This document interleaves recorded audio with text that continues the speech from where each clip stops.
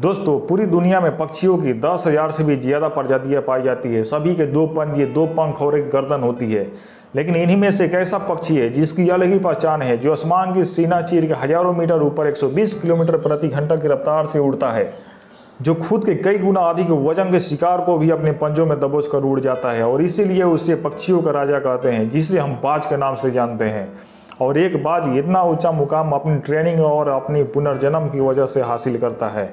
अगर आपको भी इस दुनिया में सफल व्यक्ति बनना है तो इस बाज को बाज बनने का पूरा सफर आपको जानना जरूरी है, क्योंकि 25 से 30 वर्ष की उम्र आने के बाद भी लोगों को रिस्क लेने से डर लगता है।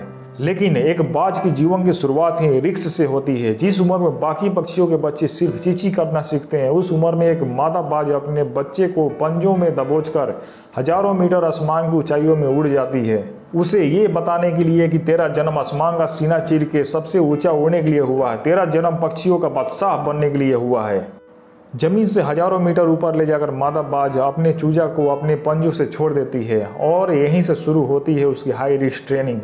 वो चूजा जमीन की तरफ तेजी से गिरने लगता है और थोड़ा नीचे आता है तो उसके पंख खुलने लगते हैं। नीचे आते आते वो अपना पंख फड़फड़ाने लगता है, लेकिन अभी तक वह उड़ना नहीं सीखा है। वो जमीन से कुछ ही ऊपर होता है। ऐसा लगता है कि कुछ ही सेकंड में उसकी जीवन समाप्त हो जाएगा, लेकिन अचानक एक पंजा उसे अपनी गिरफ्त में ले लेता है और वापस आसमान में उड़ जाता है। और वो पंजा होता है उसकी माँ का, जो उसके पीछे उड़ रही थी। उसकी ट्रेनिंग तब तक चलती है जब तक वो उड़ना नहीं सीख जाता। इतनी हाई रिस्क ट्रेनिंग के बाद इस दुनिया को एक बाज मिलता है। बारिश के वक्त जब सारे पक्षी आश्रय की तलाश करते हैं, तब यही बाज उसी बारिश में आसमान को चीरते हुए ऊपर निकल जाता है और बादल से कहता है, तू बरस ले, कितना बरसेगा।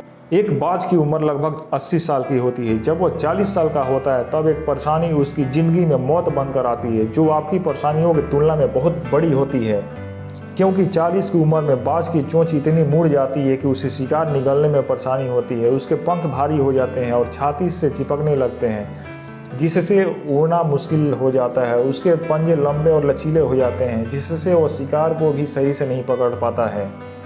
अब बाज के पास केवल 3 ही रास्ते होते हैं। पहला, या तो वो अपने वो शरीर को त्याग दे। दूसरा, गीत की तरह छोड़े हुए भोजन पर निर्भर हो जाए। और तीसरा, सबसे कठिन और पीड़ादायक रास्ता, अपने आप को पुनः स्थापित कर फिर से आसमान का सीना चीरकर उड़ने का।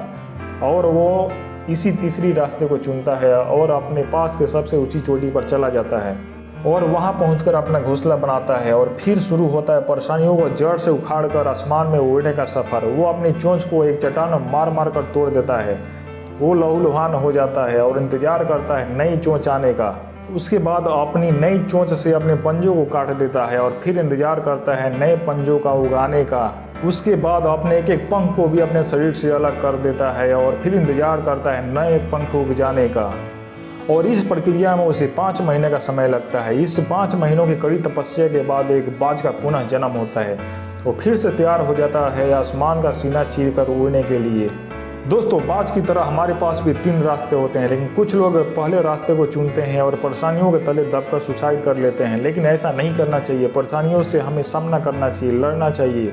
और कुछ लोग दूसरे रास्ते को चुनते हैं। वो परेशानियों का बोझ पड़ते ही अपने लक्ष्य को छोड़कर नॉर्मल लाइफ जीने लगते हैं।